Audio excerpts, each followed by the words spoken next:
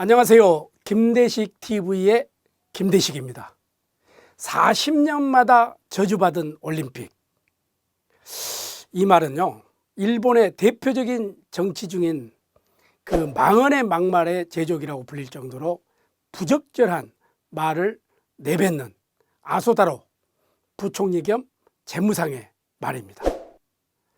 올림픽이 연기된 상황에서 올림픽의 정상적인 개최를 바라고 있던 일본 국민들, 또 선수들에 대한 배려가 결여된 발언이다, 이렇게밖에 볼 수가 없죠. 일본 정치인들 중에서 가장 말 실수가 잦은 그 아소다로죠. 그는 최근에도 저출산 문제와 관련해서 아이를 낳지 않는 쪽이 문제다, 이렇게 말을 했거든요. 그러니까 하루가 멀다 하고 무리를 빚은 인물이 바로 아소다로입니다. 또한 아소는 내가 태어난 해 1940년이죠. 마침 대동아 전쟁에 돌입하는 만주사변, 신화사변이라고도 이렇게 불렀어요. 그때 이제 중일전쟁이 확대되고 있던 시기였으니까 1940년은 이른바 대동아 전쟁이 시작되기 바로 전해였는데, 그때 이미 이 전쟁의 형세가 심상치 않았다, 이렇게 또 말했죠. 여러분, 일본은요, 대동아 전쟁은 태평양 전쟁을 이야기하는 거고, 1941년 일본이 유럽에 의한 아시아 식민지 침략을 해방시키고 대동아 공영권 건설과 아시아의 자립을 목표로 한다는 전쟁 명분을 내걸며 강요회의, 우리 같으면 국무회의를 이야기합니다. 강요회의에서 공식적으로 결정했던 명칭입니다. 시나이 사변이나 대동아 전쟁이, 이 용어는 사용하면 안 됩니다. 시나이 사변은 중일 전쟁으로, 대동아 전쟁은 태평양 전쟁으로 불러야 합니다. 일본은 침략 전쟁과 또 주변국에 대한 식민지 지배를 정당화하려는 의도가 아주 여기에 담겨 있다고 볼 수가 있습니다. 아주 군국주의 냄새가 나는 용어죠. 일본이 2차 세계대전을 또 패배한 뒤 연합국 사령부, 유엔이죠, 통치 시절에는 전쟁 용어로 사용이 금지되었습니다.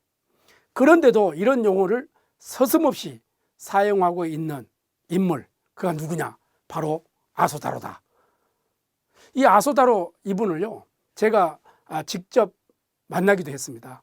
또 얘기도 나눠보고 차도 한잔 해보기도 했습니다. 성격이 아주 급하죠.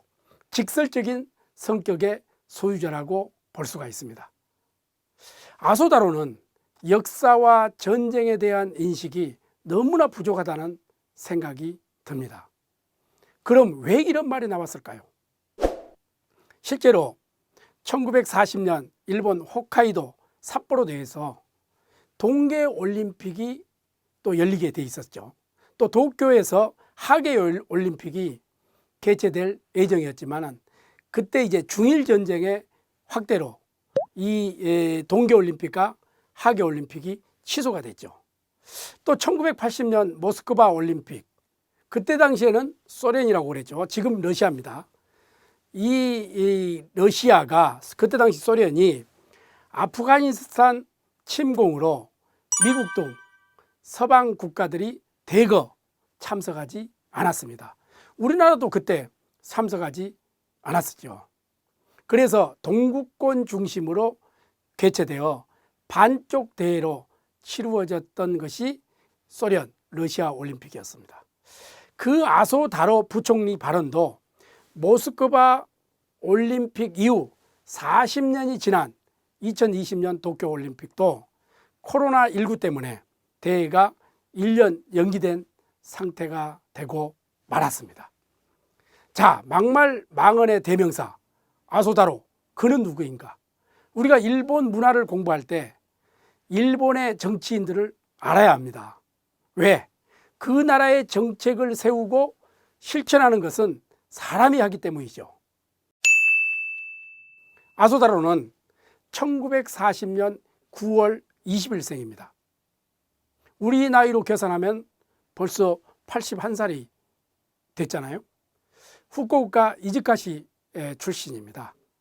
일본은 종교가 아주 그 캐톨릭이라든지 그리스도 같은 경우는 드문데 아소다로는 드물게 카톨릭입니다. 또 세례명도 가지고 있어요. 프란치스코입니다. 2008년 일본 제92대 총리까지 지낸 인물이죠. 또 17, 18, 19대 재무대신, 우리 같으면 기획재정부 장관입니다. 또 18, 19, 20대 금융청장, 우리 같으면 금융위원회 위원장이죠. 2012년부터 현재까지 8년이 넘도록 부총리 겸 재무부 장관을 지내고 인물이 아소다로다, 이렇게 알면 되겠습니다. 현재 중의원 무려 13선 국회의원입니다. 명문가 출신이죠. 일제강점기 때 탄광을 운영하며 한국인 강제노역으로 큰 돈을 벌었던 아소 다키치가 그의 증조 할아버지입니다. 외할아버지가 또 일본 총리를 지낸 요시다 시게루거든요. 또 장인이 스즈키 젠코 전 일본 총리입니다. 아버지는 중의원 3선을 지낸 아소 다카키치이며 여동생은 일본 아키히토 직전천황이죠. 직전천황의 사촌동생 토모히토 아내가 노부코가 바로 여동생입니다. 참으로 일본 서민들이 볼 때는 상상할 수 없는 집안이라고 볼 수 있습니다.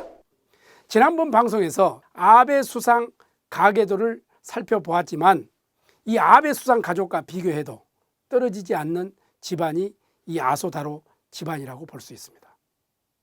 일본은요, 또 세습 문화가 보편화되어 있기 때문에 일본 국민들은 대수롭지 않게 생각하고 있습니다. 지난번 방송 때도 이야기했지만 일본은 에도 시대 때부터 신분 계급, 사농 공상이 확실히 자기매김되어 있거든요.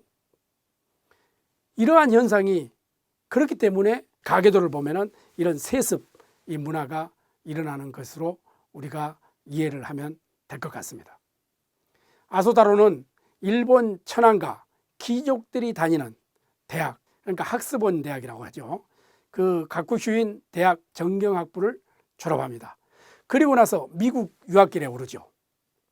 스탠포드 대학에서 대학원 과정을 밟다가 가족들이 만류합니다. 돌아와라, 이렇게 이야기합니다. 왜 그가 이렇게 돌아오라 이렇게 가족들이 이야기했느냐면은 그가 미국물이 너무 많이 들면은 서양화가 된다, 이런 염려를 해서 중퇴를 권유합니다. 기가 막힌 이야기 아닙니까?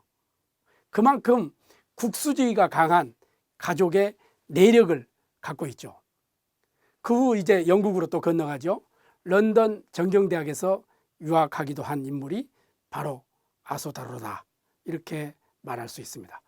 애할아버지가 총리, 또 장인이 총리, 혈연, 지연, 인맥이 엄청났지만 아소다로 자신은 일본 정치계에서 기본 자질이 그렇게 크게 돋보이지는 않았어요. 그러나 고이즈미 수상 퇴임 후 계속되는 일본 정치계의 불안정으로 2년도 되지 않아 무려 총리가 2명이나 이 사퇴를 합니다. 그 바람에 자질이 부족했지만 운 좋게 어느새 자기도 놀랄 만큼 총리 수상이 되고 있었죠. 인간이 태어나서 어쩌면 아버지 잘 만나서 이렇게도 되는 것이 세상사입니다.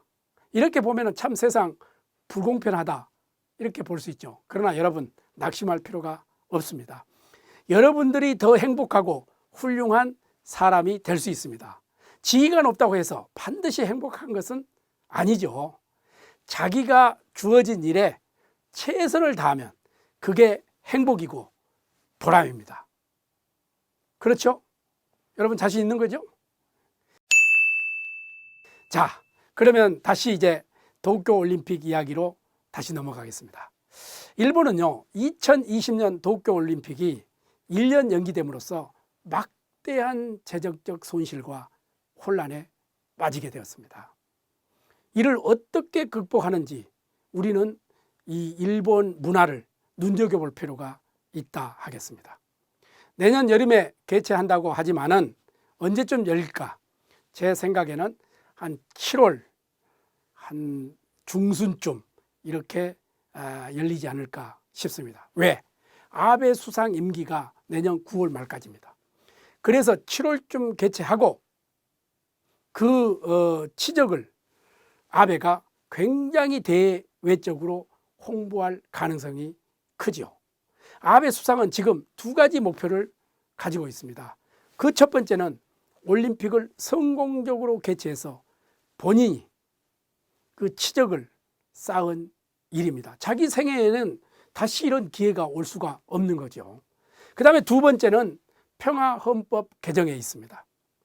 이 두 가지가 성공적으로 끝나는 아베는 올림픽과 평화헌법 개정 이 두 가지가 성공적으로 끝나게 되면 아베는 역대 최장수 총리의 최대의 업적을 남긴 총리로 역사에 남기 때문입니다. 그것을 아베가 지금 노리고 있는 겁니다. 하여튼 일본은 올림픽이 1년 연기로 인해서 경제적으로 엄청난 부담을 안고 있습니다만 우선 올림픽 연기가 일본 경제에 미치는 파급 효과는 실로 어마어마합니다. 예상 최대 피해액만 약 36조 엔, 우리 돈 380조 원에 이른다는 조사도 나와 있습니다. 일본 국내 총생산 GDP죠. 그 증가 효과 약 22조 엔, 우리 돈으로 환산하면 240조가 사라졌다는 관측입니다. 그나마 보수적으로 환산한 손실액도 니혼 계좌이 신문 등이 밝힌 6천억 엔에서 약 7천억 엔, 우리 돈으로 약 7조 7천억에서 8조에 이르는 것이죠. 미국 투자은행 골드만삭스도 이 올림픽 연기에 경제에 미칠 영향으로 5,500억 엔을 이거 추정했거든요. 이거 우리 돈으로 약 6조 정도 되지 않습니까? 우리나라도 그러면은 괜찮느냐? 우리나라 IT 업계도 이 홍보 전략에 수정이 불가피해졌다고 볼 수가 있습니다. 대표적으로 삼성전자죠. 삼성전자는 도쿄 올림픽의 공식 스폰서입니다. 갤럭시 S20, 갤럭시 S20이죠. 이 갤럭시 G 이 플립의 한정판 올림픽 에디션을 준비해 왔는데 이를 1년 뒤로 미룰 수밖에 없게 되었다. 이렇게 보시면 될 것 같습니다. 현재 일본에서 가장 골치 아픈 게 또 이미 판매한 입장권 한 1조 정도 팔렸거든요. 또 숙박시설, 예약 취소 이거 어떻게 할 것입니까?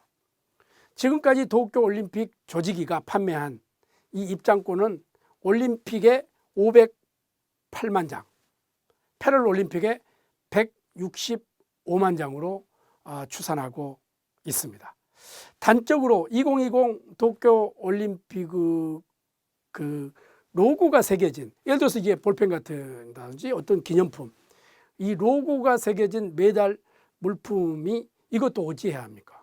그래서 IOC가 일본 정부를 배려하게 되는 겁니다. 2021년에 대회가 열리면 2020이 아니라 2021 도쿄올림픽이 돼야 되지 않겠습니까? 그렇지만은 2020 도쿄올림픽으로 그 자체를 유지한 게 하나의 이러한 아주 사소한 것 같지만은 이런 것을 배려했다 하는 이유라고 우리가 볼 수가 있습니다. 이 밖에 이제 선수촌 아파트죠. 이미 분양됐잖아요. 올림픽이 끝나면 입주를 해야 되잖아요. 그런데 1년이 연기가 되면 어떻게 됩니까? 또 입주자한테 배상을 해줘야 되잖아요. 이런 셀 수 없을 정도로 골치 덩어리가 되고 말았습니다. 아무튼 코로나19 때문에 올해 개최될 올림픽이 내년으로 연기된 것은 아소 다로 부총리가 말한 저주인가, 아니면 아베 총리가 내년 올림픽을 성공적으로 치르고 나서 그 분위기를 활용해 9월 재집권을 모색하고 이어 10월 해산할 중의원 총선 승리를 통해서 개헌을 추진하는 시나리오를 제시할 것인가, 일본 문화를 공부하는 우리는 두 눈 크게 뜨고 한번 지켜보시죠. 오늘은 여기까지 하겠습니다.